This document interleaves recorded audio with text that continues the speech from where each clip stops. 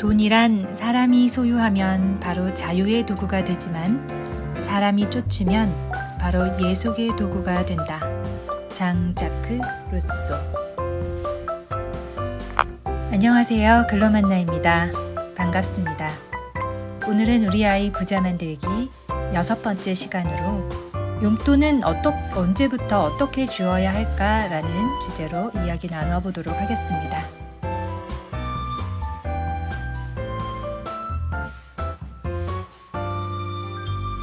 용돈을 받아본 적 있으신가요? 자녀에게 용돈을 주고 계신가요? 용돈은 돈으로 경험하는 세계를 선물하는 것이라고 말씀드렸습니다. 따라서 용돈을 주는 방식과 시기는 용돈을 주는 사람과 받는 사람에 따라 그 내용과 방법이 달라질 수 있습니다.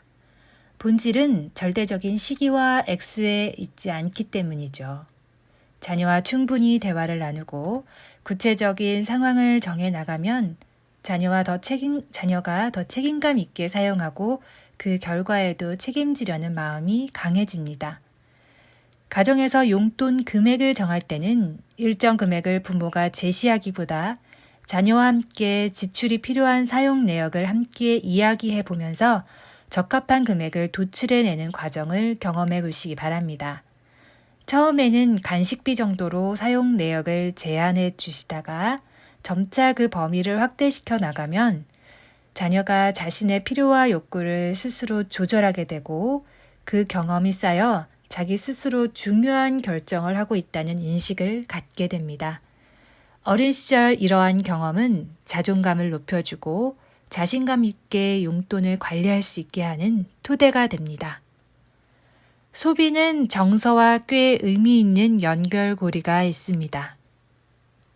소비심리 전문가 사이먼 무어와 피터 노엘 머레이는 신종 코로나 바이러스 감염증 사태가 마무리되지 않은 상태에서 명품 매장 앞에는 마스크를 쓴 사람들이 줄을 서 있는 상황을 보고 경제는 심리다, 보복 소비다 라는 말로 설명하고 있습니다.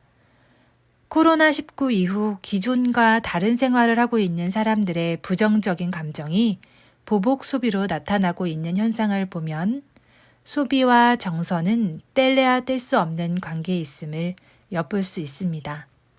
이는 용돈 교육, 소비 교육이 어렸을 때부터 건강하게 시작해야 하는 이유를 말해주는 중요한 대목이라고 할 수 있습니다. 그럼 언제부터 용돈을 주는 것이 좋을까요? 아직 용돈을 관리할 능력이 부족하거나 용돈이 필요하다고 느끼지 못하는 나이라면 용돈을 준다 해도 의미 있게 사용하기 어렵겠죠. 그러므로 아이 스스로 돈을 관리할 수 있고 돈을 사용할 상황이 자연스럽게 발생하는 시점을 잘 관찰하셨다가 시작하는 것이 좋습니다. 통상적으로 이 시기를 초등학교 저학년 정도로 생각하는 견해가 많습니다. 자녀에게 용돈을 주어야 하는 시점이 되었다면 어떻게 주는 게 좋을지 이것저것 생각이 많아질 겁니다. 몇 가지 가이드라인을 드리자면 첫째, 용돈 적정 금액입니다. 이때는 용돈으로 무엇을 할 것인지를 먼저 이야기 나누어야 합니다.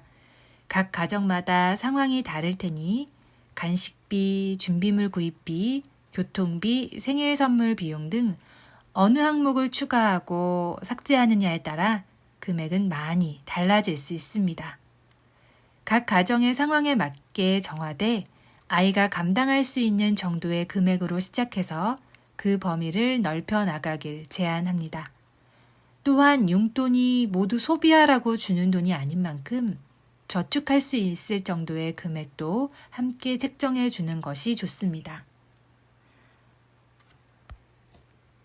용돈은 풍족하게보다는 빠듯하게 주기를 당부드립니다. 물론 금액이 너무 적어 소비만으로도 벅차게 주면 용돈을 효율적으로 관리할 수 있는 습관을 기르기가 어렵습니다. 다만 조금 빠듯하게 사용할 경우 성인이 되어서 소비보다 저축 비중을 늘려야 할 때 적응할 수 있는 근육을 미리 만들어 둘 수 있습니다.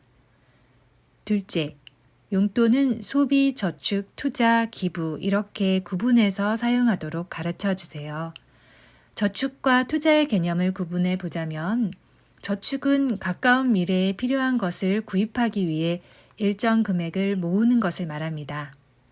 이에 반해 투자는 적어도 10년 후에 사용할 목돈을 마련하기 위한 목적성 저축으로 돈이 일하게 하는 구조를 만들어 두고 배울 수 있게 하는 것입니다.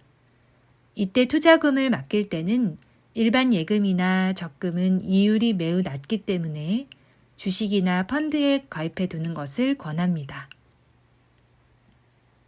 셋째, 아이를 둘러싼 어른들에게 도움을 구하라입니다. 작년 일입니다. 제 아들은 새 축구화가 필요해 조금씩 돈을 모으고 있던 중 생일을 맞이하게 됩니다.